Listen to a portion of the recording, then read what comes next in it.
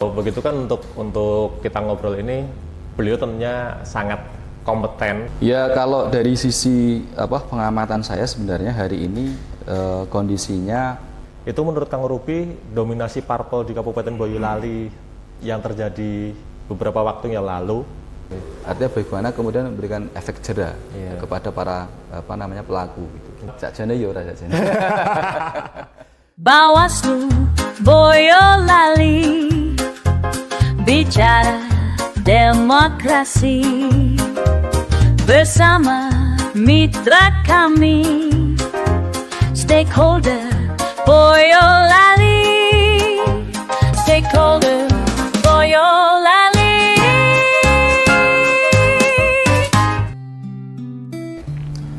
Assalamualaikum warahmatullahi wabarakatuh.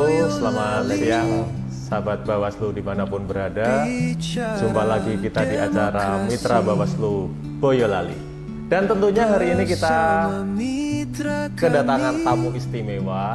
Saya tidak sendiri, tentunya kita kedatangan tamu istimewa.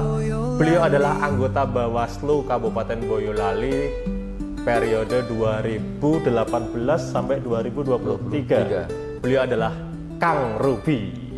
Selamat datang Kang Ruby. Terima kasih. Apa kabar Kang? Alhamdulillah sehat-sehat. Alhamdulillah sehat-sehat. Kesibukan apa sekarang Kang? Ya sekarang lagi nekuni usaha. Oh iya. Terus sambil kembali mengelola lembaga pendidikan. Oh gitu. Tentunya itu juga terkait besok masih itu ya Kang ya. Masih ada ketertarikan untuk terjun ke dunia kepemiluan, entah itu pemantau, pengawas atau mungkin penyelenggara ya Kang ya. Tetap ada ketertarikan itu ya nantinya ya.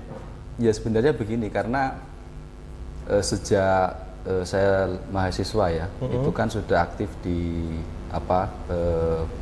isu-isu kepemiluan. Dulu mahasiswa itu saya aktif di Jambi. Kemudian setelah selesai mahasiswa Jambi itu jaringan pemantau pemilu dia di PMI. Kemudian setelah itu selesai mahasiswa, saya 2007 itu sudah anggota PPK. Oh iya. Anggota PPK untuk pemilu di gubernur 2008, kemudian lanjut ke Pileg Pilpres 2009.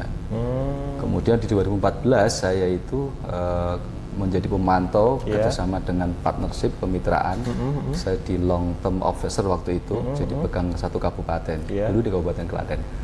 Kemudian 2015 itu Panwas Cup untuk pilkada bupati wakil bupati. 18 Panwas lagi, sampai Bawaslu. Artinya bahwa memang hampir sekian tahun ya, itu memang aktif di penyelenggara pemilu atau kemudian di kepemiluan. Sehingga kemudian sampai hari ini masih tertarik dan kemudian masih mengikuti isu-isu kepemiluan dan juga terkait dengan kondisi demokrasi. Betul. Khusus di Kabupaten Boyolali. Gitu. Kalau begitu kan untuk kita ngobrol ini, beliau tentunya sangat kompeten dan memiliki kapabilitas yang emang sangat luar biasa di dunia kepemiluan. Sakjane ya ora sakjane. Bicara demokrasi tadi Kang, kalau bicara tentang demokrasi, melihat perkembangan indeks demokrasi di Kabupaten Boyolali, mungkin 5-10 tahun belakangan ini, menurut Kang Ruby gimana Kang? Apa membaik, apa masih stagnan, sama aja dalam kurun waktu 5-10 tahun itu? Jadi kalau saya lihat di Kabupaten Boyolali ya 5-10 tahun belakang ya, itu berarti kan 2015 ya. Ini 2026 ya, pas kan. Jadi waktu itu saya Panwas Pilkada untuk kemudian memilih bupati dan wakil bupati. Ya kalau dari sisi pengamatan saya sebenarnya hari ini kondisinya ada dua hal. Satu sisi stagnan, tapi satu sisi juga membaik. Oh iya, apa tuh? Jadi kalau bicara stagnan itu mungkin kita bisa lihat pada aspek demokrasi substansialnya ya. Demokrasi substansial itu berarti kan bagaimana kalau kita bicara demokrasi kan bagaimana mewujudkan sebuah pemerintahan untuk mewujudkan kesejahteraan masyarakat.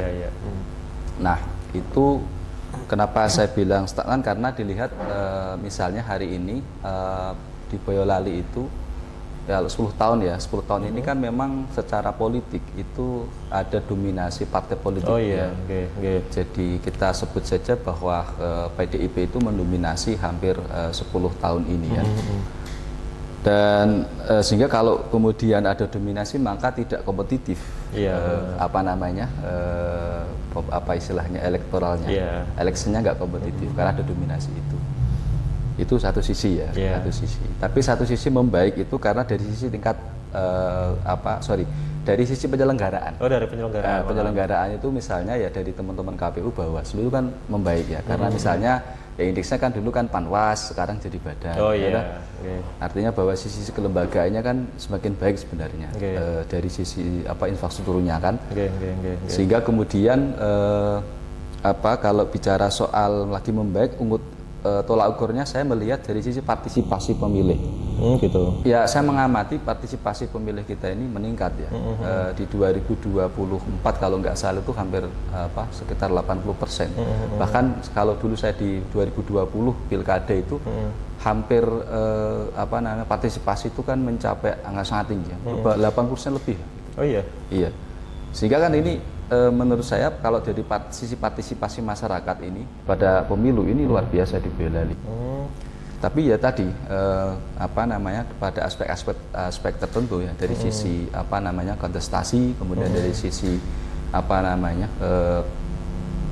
istilahnya kompetisi ini yang mungkin bagi saya ini stagnan.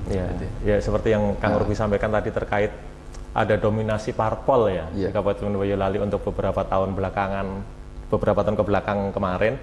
Itu menurut Kang Ruby dominasi parpol di Kabupaten Boyolali yang terjadi beberapa waktu yang lalu itu pengaruhnya seperti apa, Kang, untuk kesehatan demokrasi dan istilahnya check and balance untuk pemerintah lokal sendiri di Kabupaten Boyolali?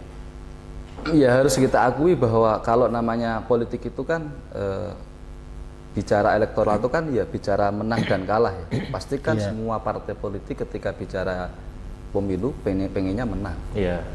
Dan ketika bicara soal elektoral itu kan ujung-ujungnya kekuasaan. Iya, benar. Bagaimana kemudian bisa meraih kekuasaan di eksekutif, kemudian juga di legislatif. Nah, tentunya dengan situasi dominasi ini, maka kemudian kekuasaan eksekutif dan legislatif itu ya ada di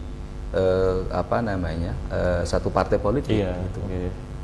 Nah, sehingga yang saya sebut bahwa Boyolali itu kemarin ya itu lebih memilih konsensus demokrasi. Jadi konsensus demokrasi itu menghindari dialektika politik, tetapi lebih memilih pada misalnya aspek lebih memilih stabilitas. Oh iya. Jadi dialektikanya itu kurang, tetapi stabilitasnya itu diutamakan. Oh iya. Kalau bicara stabilitas, otomatis kan pemerintahan itu kan nyaman kan? Iya, benar. Karena di mana eksekutif legislatif itu dari satu kelompok. Iya, benar. Iya. Ya tidak ada dialog, dialog politiknya itu mandek gitu. Iya. Karena beberapa kelompok politik yang lain itu termarginalkan karena posisinya lemah, sangat kecil sangat lemah gitu. Nah, ini yang terjadi sehingga tadi saya katakan ini bagi dampak bagi demokrasi ya ini saya bilang stagnan karena ya akhirnya yang terjadi adalah dominasi kekuasaan itu tidak ada distribusi gitu ya. Jadi bahasanya begitu. Jadi konsentrasi DKI lah bahasanya gitu ya. Iya. Ya bahasa. Gitu kan. Gitu. Nah, tetapi apapun itu ini sudah kita lewati ya. Kita lewati dan memang ada positif ada negatifnya. Positifnya adalah ketika kemudian eksekutif legislatif itu jadi satu kelompok, maka keputusan itu ya cepat. Mau bangun apapun kalau sudah eksekutif legislatif itu oke. Sehingga misalnya pada aspek ini misalnya kita ya bisa merasakan misalnya beberapa program-program pembangunan yang terutama yang misalnya fisik itu kelihatan cepat misalnya kan Iya, gitu. benar. Karena tidak perlu dialog panjang. Iya, benar. Di legislatifnya itu udah oke gitu ya. Nah, satu suara gitu, Satu cepat. suara gitu. Nah, sehingga yang terjadi ya ini dampak positifnya memang dirasakan, tapi juga dampak negatifnya. Dampak negatifnya tadi bagaimana kemudian tidak ada dialog, kelompok-kelompok yang kemudian kritis itu tidak bisa kemudian secara optimal menyampaikan aspirasi. Iya. Jadi menurut Kang Ruby terkait itu tadi untuk masyarakat sendiri ya, apakah itu juga berpengaruh pada tingkat partisipasi masyarakat, Kang? Yang misalkan ada dominasi partai atau hal-hal sejenisnya tadi, tingkat partisipasi masyarakat di Boyolali apakah terpengaruh dalam arti gini, masyarakat memiliki kesadaran sendiri untuk memilih pilihannya, atau bisa ada kemungkinan terburuk bahwa karena ada dominasi partai maka terjadi mobilisasi, mungkin seperti itu ya. Menurut Kang Ruby gimana, Kang? Iya, memang tingkat partisipasi yang tinggi tadi bisa kita lihat apakah kemudian itu murni partisipasi masyarakat karena memang tergerak hatinya untuk kemudian menyalurkan hak pilih, atau kemudian memang dalam tanda kutip ada misalnya penggerakan atau mobilisasi. Nah, itu sih dari dua sisi itu kita bisa kemudian melihat ya. Yang kita lihat di permukaan, artinya pada sisi elektoral itu ya mereka memilih gitu kan, tingkat partisipasinya tinggi. Iya. Nah, tapi kemudian partisipasi yang lain, karena partisipasi di demokrasi kan tidak hanya bicara soal memilih, tapi justru bagaimana pasca memilih itu kemudian masyarakat punya kesempatan untuk lebih berpartisipasi dalam proses-proses pembangunan. Karena kita tahu bahwa mandat kita memberikan memberikan kekuasaan kepada legislatif, eksekutif itu kan karena memang rakyat itu memberikan mandat bahwa mereka diamanai untuk bagaimana mewujudkan kesejahteraan masyarakat, bagaimana ekonomi masyarakat membaik, bagaimana kemudian infrastruktur di kabupaten ini juga maju, gitu kan? Bagaimana kemudian tingkat ekonomi kita juga makin tinggi gitu. Nah, itu kan tugas-tugas mereka. Nah, tetapi partisipasi itu kan juga bisa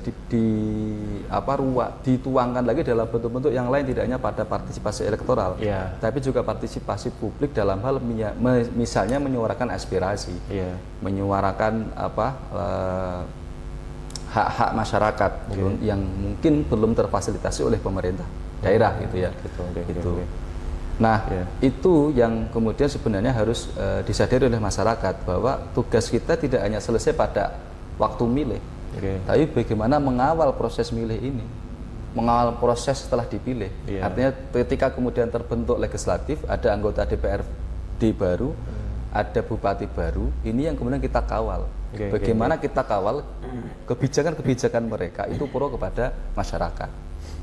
Gitu. Nah, itulah partisipasi. Jadi menyuarakan itu, sehingga ruang-ruang partisipasi publik itu kalau misalnya ya tadi dikatakan karena bagaimanapun yang memutuskan adalah eksekutif dan juga disahkan oleh legislatif, maka ketika ada ruang partisipasi ini yang kemudian tidak terfasilitasi, terkadang mungkin bisa tidak tersalurkan. Oke, Kang, tadi kan belum disampaikan kepada sahabat Bawaslu. Dulu waktu di Bawaslu menjabat sebagai, kalau saya dulu itu di Kordif pencegahan Parmas Humas kalau tidak salah. Kalau dulu pengawasan ya? Iya, pengawasan. Kalau sekarang pencegahan, dulu di pengawasan Parmas Humas. Tentunya di divisi pengawasan kan banyak sekali bisa jadi temuan atau laporan. Tapi kalau di Kabupaten Boyolali kan istilahnya ya, bukan sering ya, menjadi rahasia umum di Boyolali bahwa salah satu masalah pada saat pemilu dan sebagainya adalah netralitas ASN maupun kepala desa.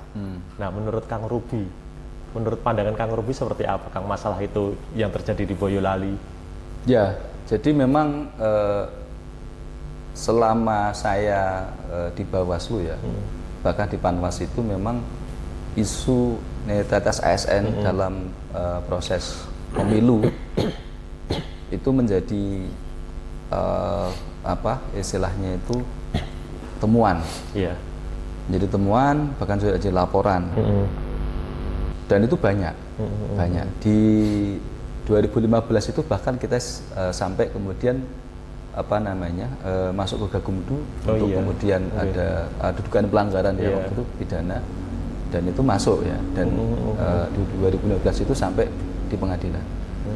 Di 2019 tadi 2015 ya. Di 19 itu juga ada kepala desa ASN, atau bahkan mungkin yang saya amati kemarin pada waktu pilkada dan pileg 2024 itu kan juga banyak kan. Iya, Luar biasa lah. Saya kira lebih banyak mungkin kan. Iya. Lebih banyak dan masih artinya banyak sekali lah gitu ya. Saya mengamati dari berita-berita yang saya baca itu baik di media cetak maupun media elektronik atau di medsos itu banyak unsur dugaan-dugaan pelanggaran ASN dan kepala desa. Ini menjadi catatan ya bagi penyelenggara pemilu dan juga bagi kita, terutama untuk kemudian bagaimana mewujudkan demokrasi yang lebih baik. Ya harapannya sih kan mereka jelas netral gitu kan, tidak berpihak, imparsial gitu kan, karena mereka dipayungi undang-undang ya gitu. Tapi yang terjadi memang ya tidak hanya di Boyolali mungkin ya, tetapi kalau di Boyolali memang kepala desa kemudian ASN itu seringkali terlibat dalam proses-proses politik. Apakah kemudian temuannya misalnya ikut berkampanye, atau kemudian tindakan-tindakan yang menguntungkan atau merugikan salah satu pihak gitu ya, itu seringkali kita temui ya waktu itu. Nah trennya apakah kemudian ini bisa kita bisa kita tekan gitu ya, sehingga di pemilu yang akan datang ini 2029 ya, itu isu netralitas ASN itu bisa kita tekan. Angkanya tidak setinggi tahun-tahun kemarin, kira begitu. Iya, benar-benar. Jadi ini tetap selain butuh dari peran serta masyarakat, tentunya juga peran dari penyelenggara pemilu maupun pengawas pemilu sangat penting di situ ya, Kang ya.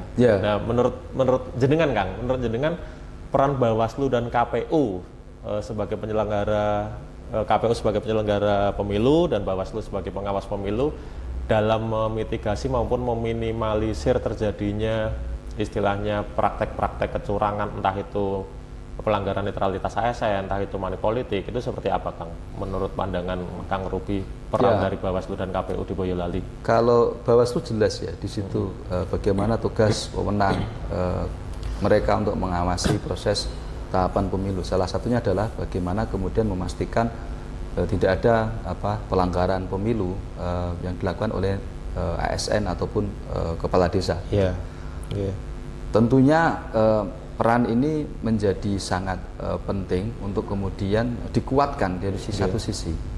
Jadi mungkin aspeknya yang harus dikuatkan adalah aspek penegakan hukumnya. Jadi kalau memang ada dugaan pelanggaran bisa dibuktikan, ya berarti memang ada sanksi. Artinya bagaimana kemudian memberikan efek jera kepada para pelaku. Gitu.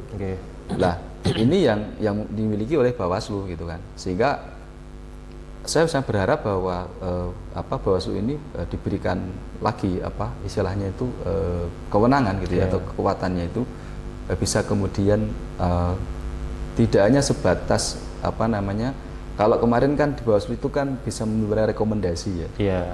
Kalau ada pelanggaran undang lain kan direkomendasi. Direkomendasi. Nah mungkin bisa ditambahkan kewenangan yang lain ya, untuk bisa memberikan efek jera kepada pelanggar. Tapi ya itu tergantung di undang-undangnya kan. Tapi selama ini menurut saya peran yang diberikan undang-undang kepada Bawaslu itu sudah cukup untuk kemudian kita mencegah. Karena bagaimana pelanggaran terjadi kan kadang ya mungkin karena ketidaktahuan juga bisa gitu ya. Kurangnya sosialisasi terkait dengan aturan itu juga bisa gitu. Nah maka kemudian tugas-tugas pengawasan yang kemudian metode lebih kepada pendekatan pencegahan itu lebih dimasifkan, lebih dikuatkan. Itu mungkin bisa dilakukan. Ya kalau untuk itu Kang, kalau dulu kan masih istilahnya pengaruh tokoh masyarakat atau tokoh agama seperti para santri bilang manut dawuhe kiai gitu ya. Itu kan dulu masih sangat kuat nggih.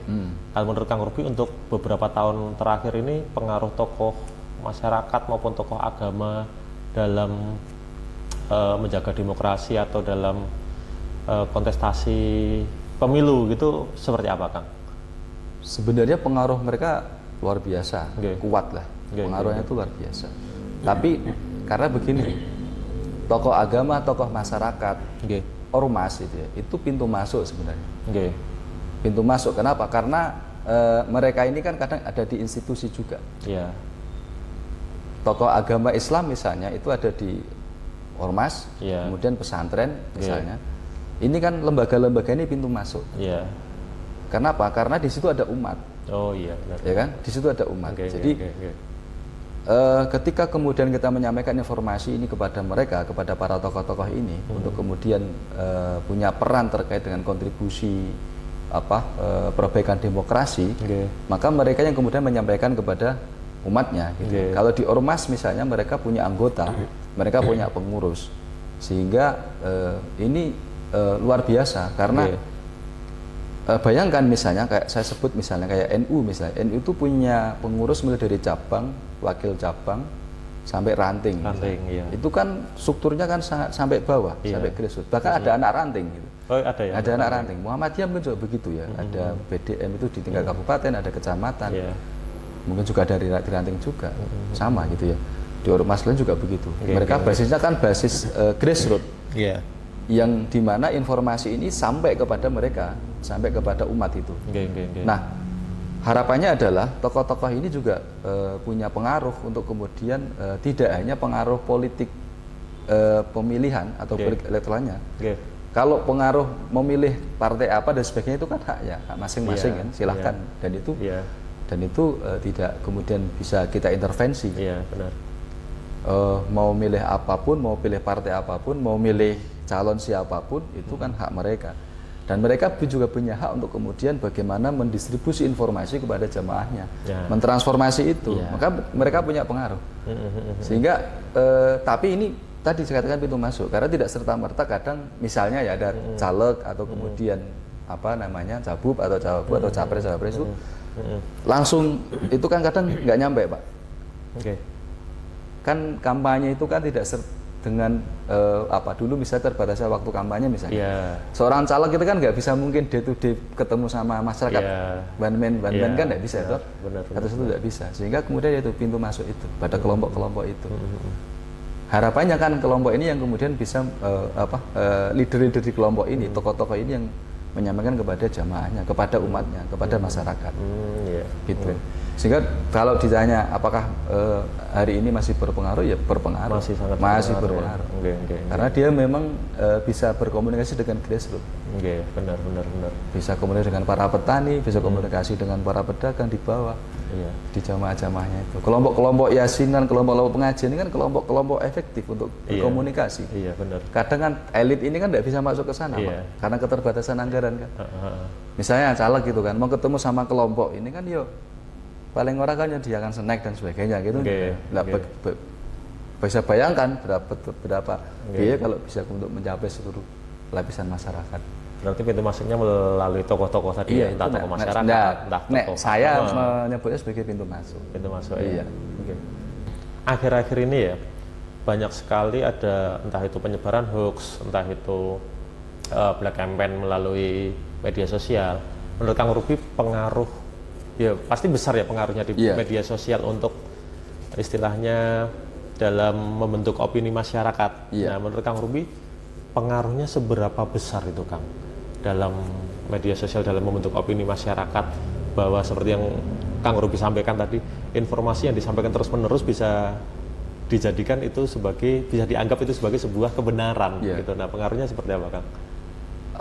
Ini saya kira pengaruhnya saya memang belum punya salah literasi ya soal seberapa seberapa tinggi pengaruh apa namanya media sosial ini terhadap preferensi politik di Boyolali. Saya belum pernah menemukan apa istilahnya itu apakah penelitian ataukah referensi atau kemudian tulisan-tulisan terkait itu. Tapi saya lihat memang ini luar biasa, terutama di kemarin di pilkada. Ya, pilkada. Jadi pilkada 2024 ini kan sama di 2024 untuk pileg itu kan jaraknya dekat ya. Februari ke November. Tapi itu kan masif. Apa perkembangannya kan karena naik terus. Pengguna apa misalnya media sosial itu kan naik. Tentunya hashtagnya juga yang viral juga. Apalagi misalnya orang hari ini menggunakan media sosial tidak hanya sekedar untuk scroll atau hanya untuk hobi, tapi juga untuk ekonomi ya, untuk kemudian mendapat apa istilahnya mendapatkan cuan lah dari situ. Kira-kira begitu. Nah, sehingga karena penggunanya banyak, maka trennya juga naik. Penggunanya naik, maka ketika seperti ini dimanfaatkan oleh aktor-aktor politik untuk bagaimana ya tadi menyampaikan isu, kemudian menyampaikan program dan sebagainya, sehingga ini pengaruh gitu, sangat berpengaruh. Karena mau tidak mau, terutama di Gen Z ya, itu kan memang kelompok-kelompok yang dalam tanda kutip kadang mereka punya preferensi yang sendiri gitu. Jadi tidak hanya ikut-ikutan, tidak hanya asal jari ini atau katanya gitu ya. Tapi mereka punya prinsip untuk kemudian menentukan pilihan. Yang tentunya juga pasti ya pengaruh politik juga pasti ada. Artinya bahwa misalnya bagaimana pinter-pinternya para aktor-aktor politik ini itu kemudian memberikan pengaruh kepada mereka. Pola pikirnya, kemudian karena ada teorinya ya, jadi bagaimana membaca algoritma, bagaimana misalnya informasi apa sih yang dibutuhkan oleh mereka, itu kan di media sosial ini kan bisa terbaca, Pak. Bisa. Jadi apa sih kebutuhan mereka, kemudian sukanya di mana, nongkrongannya di mana, isu yang dimainkan apa, itu kan bisa dibaca di ada algoritma itu. Maka ini dimanfaatkan tadi. Jadi oleh para aktor-aktor politik itu, terutama oleh para kandidat itu untuk kemudian ya menentukan strategi. Ini kira-kira strategi yang tepat gitu, untuk kemudian menjangkau mereka yang Gen Z ini. Oh gitu. Kalau terkait di Boyolali sendiri, Kang, untuk pemudanya, kita ngomongin tentang Gen Z ya, tentang Gen Z atau gen milenial yang istilahnya masih dibilang pemuda gitu ya. Pemuda di Boyolali, entah itu dalam organisasi kemasyarakatan atau organisasi-organisasi lain yang ada di Boyolali yang notabene itu didominasi oleh pemuda, itu keterlibatan mereka apa ya istilahnya ya dalam kepemiluan atau dalam menjaga demokrasi atau dalam hal-hal sejenis itu bisa dibilang seperti apa, Kang? Kang Ruby sendiri kan bisa dibilang juga aktif ya, aktif di organisasi kemasyarakatan, mungkin bisa melihat junior-juniornya atau adik-adiknya, mereka apakah cukup kritis atau malah mungkin skeptis atau apatis seperti itu, Kang, kalau dilihat dari kacamata Kang Ruby itu. Ya, sebenarnya kalau kita lihat ya, di Boyolali itu pemudanya ini, saya melihat hari ini ada harapan yang luar biasa. Jadi saya tidak skeptis, tapi saya menaruh optimisme yang luar biasa kepada para pemuda di Boyolali. Karena apa? Kalau tidak salah di DPRD Boyolali itu juga yang usia muda-muda juga banyak. Banyak kan? Yang usia muda itu malah banyak. Jadi kalau saya lihat usia-usia mereka yang kemudian berada di legislatif itu banyak juga yang muda. Kemudian misalnya juga bupati, wakil bupati ini kan katanya juga masih muda kan? Artinya masih muda mereka juga. Benar. Saat ini kan. Nah, artinya bahwa termasuk kemarin misalnya ada salah satu tokoh yang berasal dari ormas untuk kemudian mencoba ikut berkontestasi misalnya. Meskipun memang kemarin saya lihat dia tidak dapat kendaraan politik ya. Tapi ada gerakan di mana misalnya hari ini mereka berani untuk mengambil peran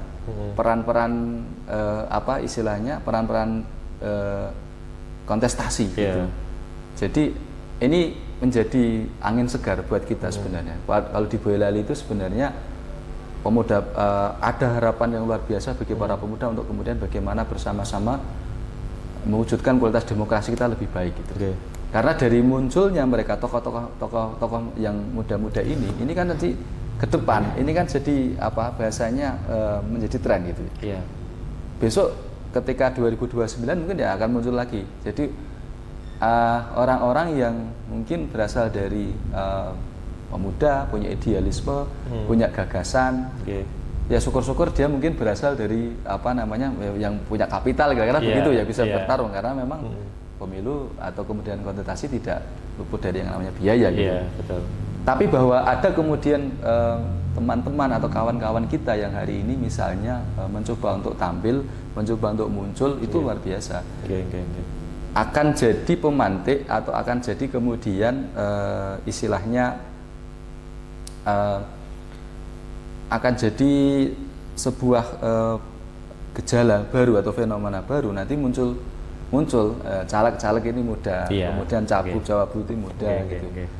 Aktor-aktor politik misalnya yang mereka kemudian menduduki apa namanya ketua-ketua partai misalnya atau pengurus-pengurus partai ini muda. Itu saya kira harapan saya ini luar biasa, optimis lah kalau terkait peran pemuda. Apalagi misalnya hari ini juga kalau kita bicara soal penyelenggara pemilu misalnya, ini kan juga teman-teman kan juga muda-muda gitu ya. Jadi yang kemudian berasal dari kampus, berasal dari apa namanya organisasi kemahasiswaan gitu kan, yang tentunya membawa spirit baru ya, membawa spirit baru. Sehingga tidak hanya pada sisi penyelenggara tidak hanya pada sisi pemilunya atau kemudian dari sisi kontestasinya, tapi juga pada sisi tokoh-tokoh yang kemudian akan muncul. Itu saya berpikir ke depan banyak muncul tokoh-tokoh muda. Ya seperti sekarang di partai-partai nasional juga ada beberapa yang sudah dipimpin oleh ketua umumnya muda, jadi begitu ya. Kalau bicara tentang 2029 tadi Kang, berarti masih sekitar 3 tahun ya, atau 3 tahun atau bisa dibilang untuk kontestasi pemilu selanjutnya. Itu pandangan Kang Ruby bagi demokrasi di Boyolali untuk 3 atau 5 tahun ke depan seperti apa Kang? Beserta tantangannya mungkin Ya, saya mencoba untuk kemudian merefleksikan ya apa yang sudah pernah kita lalui di 2019, 2024 gitu ya. Kalau kita sih selalu berpikir optimis ya, bahwa situasi itu akan baik, akan membaik dan terus membaik. Begitu juga dengan demokrasi. Asal juga didukung dengan elemen-elemen yang mendukungnya gitu. Jadi misalnya juga nanti berkaitan dengan kondisi ke depan semakin baik itu ketika misalnya juga dari sisi regulasi kepemiluannya juga semakin baik, kemudian proses rekrutmen penyelenggara pemilu juga semakin baik, kemudian proses rekrutmen partai politik terhadap kader-kadernya juga semakin baik, rekrutmen terhadap para calon-calon pemimpin. Karena kan gini Mas, satu-satunya lembaga yang bisa melahirkan kepemimpinan nasional itu partai politik. Iya benar. Ya kan? Karena hari ini kalau kita bicara soal regenerasi pemimpin nasional, itu melalui pemilu. Pemilu kemudian yang mengusungkan mereka secara regulasi adalah partai politik. Nah maka kemudian ya salah satu yang kemudian menjadi harapan kita adalah kita berharap kepada partai politik itu untuk melakukan perbaikan-perbaikan. Artinya tetap mungkin kemarin sudah baik ya, tapi tetap ada perbaikan lagi. Kita mengkalkulasi, kemudian mencoba untuk bagaimana menganalisa, bagaimana ada perbaikan-perbaikan yang dilakukan oleh sistem di partai politik, mulai dari sistem rekrutmen kader misalnya, untuk kemudian dicalegkan, untuk jadi pengurus, kemudian untuk kemudian partai politik ketika juga berkontestasi juga meminimalisir tidak ada pelanggaran, taat dengan aturan gitu kan, tidak ada money politik. Itu yang diharapkan. Harapannya begitu ke depan. Jadi Kalau apa namanya, Mas, semua memang tidak hanya partai politik ya, tapi tapi paling tidak bahwa parpol lah yang hari ini menurut saya punya apa istilahnya itu ruang yang besar untuk melakukan itu. Karena bicara soal demokrasi, ya bicara pemilu, bicara pemilu ya bicara partai politik. Kita tidak ada pemilu kalau tidak ada parpol. Siapa kontestasinya kan begitu. Nah, maka kemudian selain itu adanya pendidikan politik. Ini tugasnya teman-teman penyelenggara sekarang. Ketika hari ini misalnya tidak ada tahapan pemilu, ya yang paling menurut saya yang paling efektif ya pendidikan politik. Bagaimana kemudian menyampaikan isu-isu demokrasi itu kepada masyarakat, menyampaikan terkait dengan pemilu kepada masyarakat, mendidik masyarakat untuk kemudian tadi menolak money politik, menolak mobilisasi ASN gitu kan. Terkait juga misalnya bagaimana hari ini pendidikan politik itu tidak hanya menyasar apa istilahnya elit-elit saja, tapi yang menyentuh ke grassroots. Gitu kan. Makanya kalau misalnya ada sosialisasi yo ke para petani, para pedagang, kemudian apa pangkalan-pangkalan ojek itu mungkin bisa dimanfaatkan. Kelompok-kelompok di masyarakat, kelompok RT, kelompok yasinan, tahlil dan kelompok pengajian. Ini mereka apa namanya bagian dari yang penting untuk dilakukan apa sebagai sasaran apa namanya pendidikan politik. Nah sehingga apa namanya kalau kita bicara harapan ke depan ya, itu kan tentunya kita ada tantangan yang banyak sebenarnya. Tantangannya termasuk tadi ya terkait masih maraknya money politik, netralitas ASN.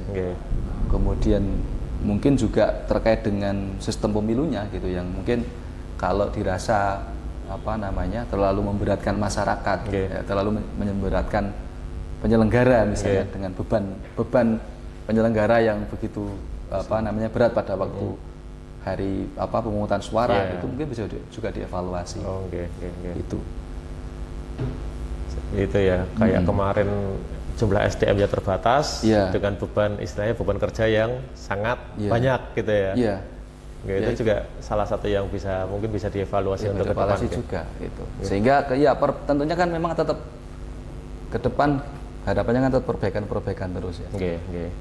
Tentunya kan kita tidak bisa sendiri karena ini kan pemilu ini kan nasional ya, gawenya bangsa dan negara. Ya ini tergantung poro-poro yang lenggah wonten Senayan mereka kan juga punya apa namanya pengaruh juga gitu. Itu. Terakhir Kang. Misalkan bisa memilih untuk merubah satu hal sistem atau budaya politik di Kota Boyolali, di Kabupaten Boyolali, itu satu hal yang mau diubah agar demokrasinya tetap substansial, itu apa Kang menurut Kang Ruby? Misalkan diberikan pilihan dan itu bisa terwujud gitu. Apa Kang? Kalau saya kok sederhana ya. Apa Kang? Hilangkan money politik di semua unsur. Nah, cocok. Jadi money politik baik kepada pemilih. Itu apa yang bisa disebut biasanya serangan fajar itu ya, atau apa itu ya. Pokoknya pemberian sesuatu kepada pemilih untuk mengaruhi pilihannya itu kalau bisa hilang. Termasuk juga money politik di misalnya juga di tingkatan partai gitu ya. Misalnya mungkin ya ada terjadi jual beli suara kursi misalnya gitu ya. Kan dulu kan nomor urut kan. Kalau untuk nomor urut tinggi misalnya itu kan nomor urut yang paling atas misalnya gitu. Harus berbiaya misalnya kalau ada gitu ya. Itu tidak ada. Jadi terus rekomendasi misalnya gitu kan. Kalau semua itu karena itu juga isu ya, agak susah dibuktikan ya. Tapi harapannya kan kalau saya pribadi satu hal yang kemudian dihilangkan nanti di 2029 kalau pemilu misalnya itu ya money politik. Berarti kembali lagi untuk ini kan pilihan satu hal ya. Yang lainnya kan juga banyak ya. Tapi yang paling di antara hal-hal yang sekiranya mengganggu proses demokrasi kita dari sekian banyak itu ya, mulai dari pelanggaran ASN, kemudian netralitas, perangkat desa, kepala desa, yang lain-lain itu Ini kita belum bicara soal misalnya kampanye, pelanggaran terkait dengan kampanye. Iya. Tadi belum kita singgung ya. Iya. Kalau kita bisa misalnya kita pilih yaitu hilangkan money politik. Money politik yang Karena paling itu sumber nanti bencana berikutnya. iya benar ya. Terima kasih Kang Ruby. Iya, iya. Ya, itu tadi kawan-kawan sahabat Bawaslu dimanapun berada, obrolan kita yang tentunya banyak yang bisa diambil dari obrolan-obrolan kita hari ini dari Kang Ruby yang tentunya sudah sangat berpengalaman di kepemiluan khususnya di Kabupaten Boyolali. Kita kembali lagi untuk jumpa selanjutnya di Mitra Bawaslu Boyolali selanjutnya. Assalamualaikum warahmatullahi wabarakatuh. Waalaikumsalam warahmatullahi wabarakatuh. Terima kasih Pak Ruby.